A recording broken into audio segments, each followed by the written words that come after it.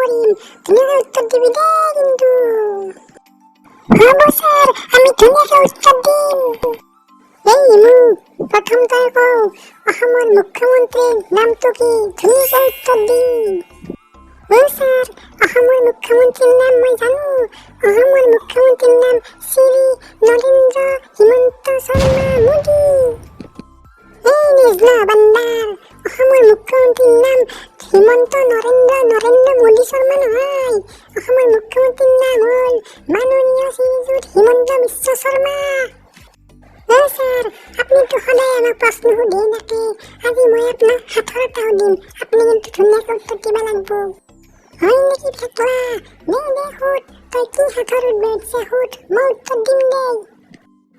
Sir, খোৱাৰ আগত টিপি চাই, টিপি উঠি কাপোৰ খুলি খুলি খাই, বস্তুটো কি? কওক ছাৰ। মাই কি সাঁথৰ উঠছি আই, খোৱাৰ আগত টিপি চাই, টিপি উঠি কাপোৰ খুলি খুলি খাই, ই বান্দাৰে ক'ৰ কি খুলি আই।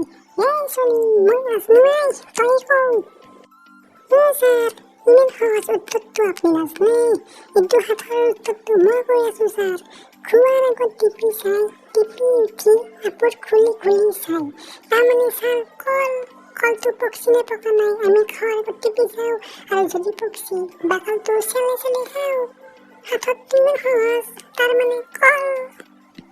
বাপ্পা ঐ, কি সাংঘাতিক চলি আই। মই যিমান পাৰো জলদি এখন স্কুলৰ পৰাই ট্ৰান্সফাৰ লবাই লাগব, নলিবা মোৰ মাথা খাই দিব ইহঁতে।